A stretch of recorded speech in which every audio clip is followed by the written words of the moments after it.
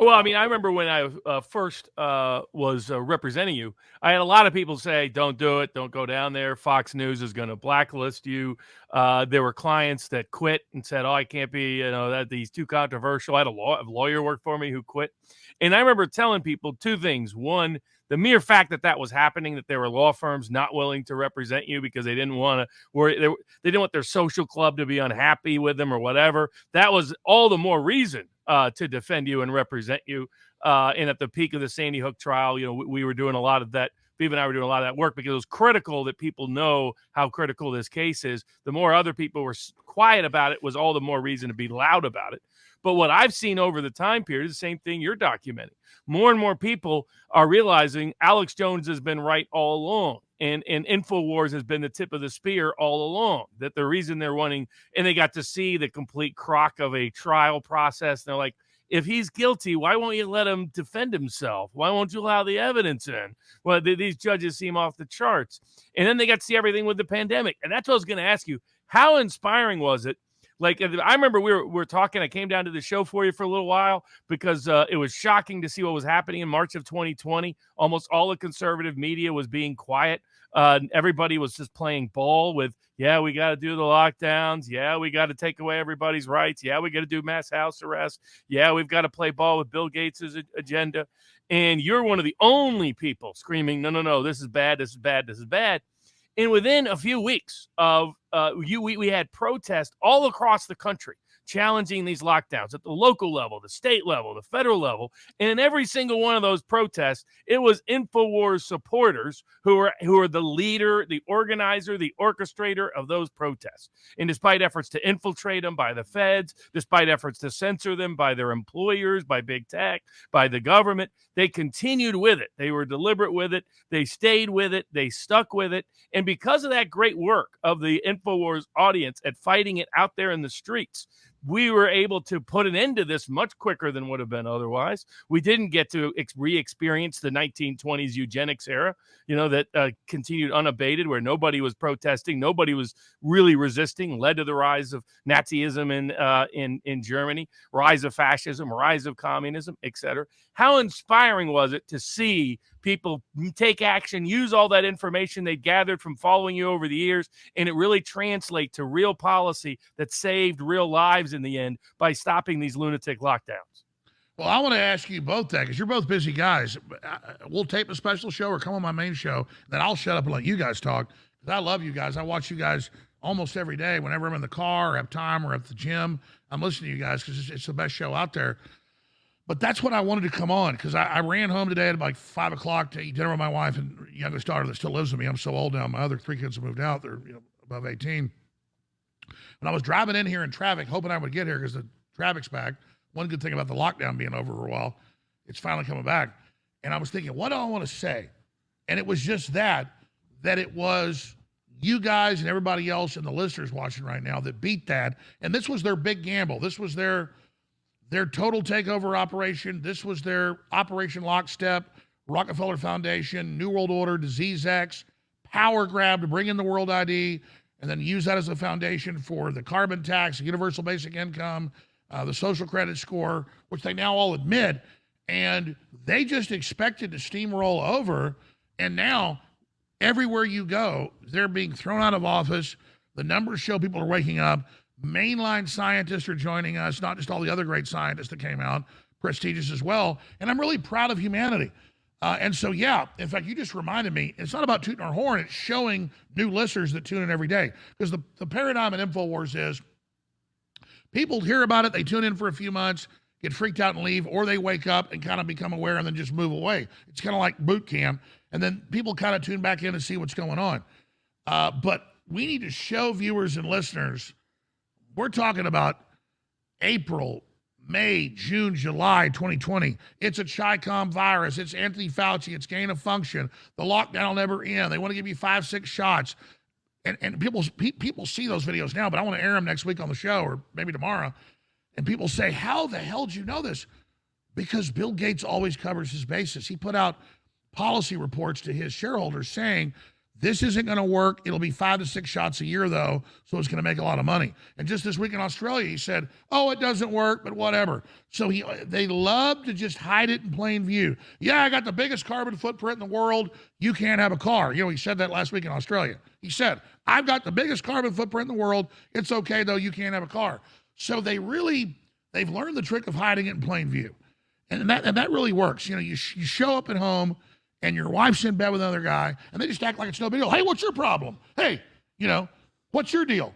And I'm not going to get into details or anything, but in the previous time of my life, that actually happened once. And you're so shocked by that, like it's no big deal. You're just like, okay. And that's what this is. Like, people are walking out of your house with your stolen computers. You're like, put them down. Hey, shut up, thief. These are mine. And really, that's what they're doing. But the good news is a large enough minority of people across the spectrum, every race, color, creed, ethnicity, sex, you name it, gets this. And so once that paradigm starts, they don't get out of it. So I could ask both Viva Fry and you, Robert Barnes, how are they going to grab victory from the jaws of defeat? Because that's what I'm really concerned about. These people aren't going to give up, but they're in a lot of trouble right now. Well, Alex, not to sound like you've influenced me too much, but when we see Justin Trudeau walking the streets getting heckled, I say it's that's polite. That's polite political dissent, polite political protest.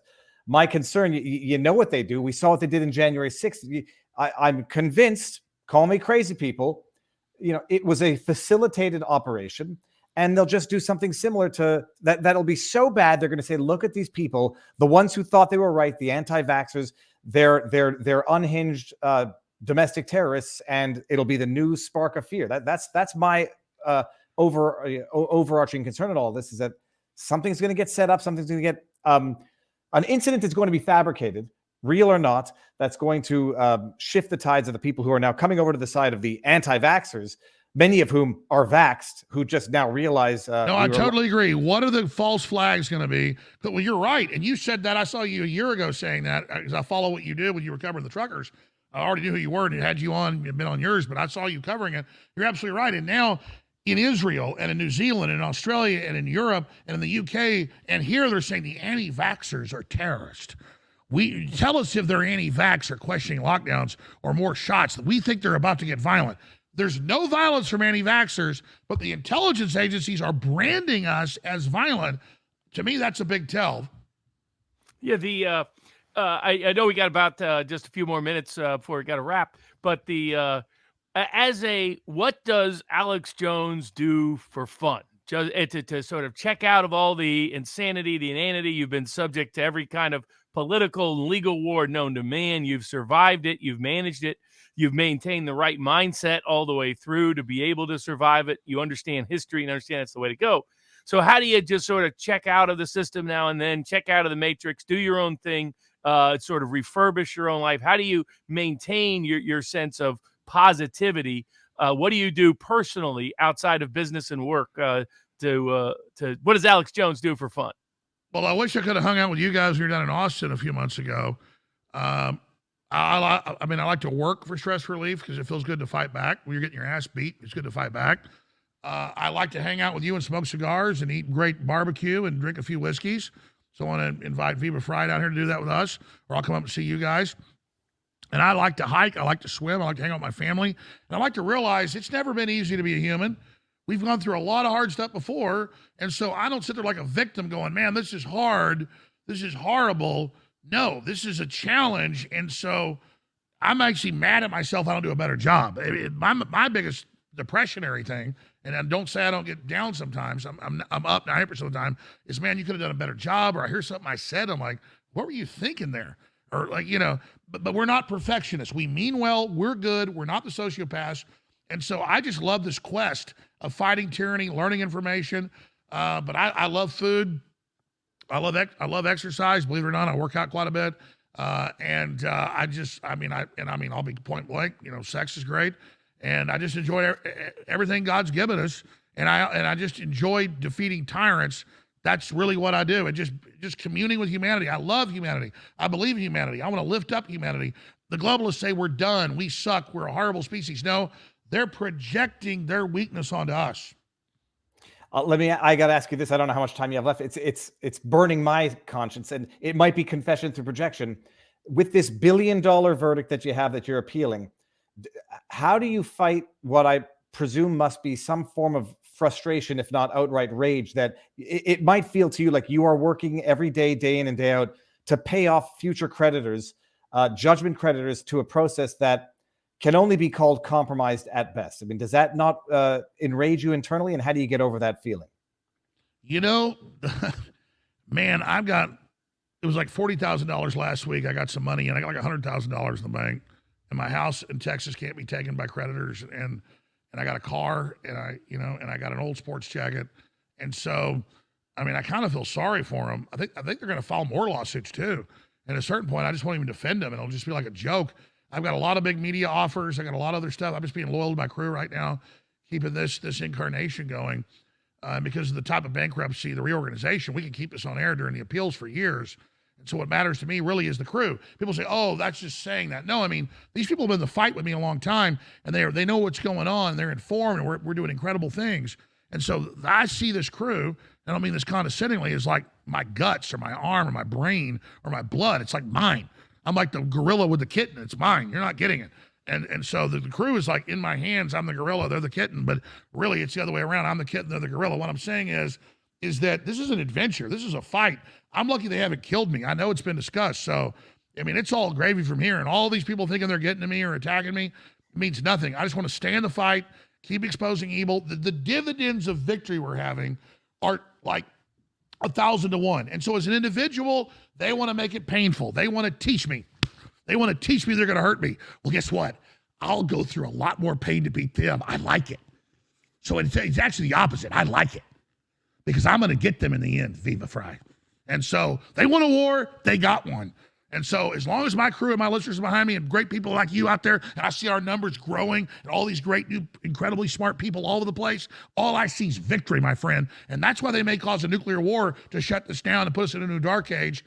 And so we haven't beat them yet. But if they don't launch a nuclear war or a new giant bio attack that's for real, they've lost, which is why we should all be concerned because they're losing right now and they're going to pull something big. So people better get right with God right now and guard themselves for true.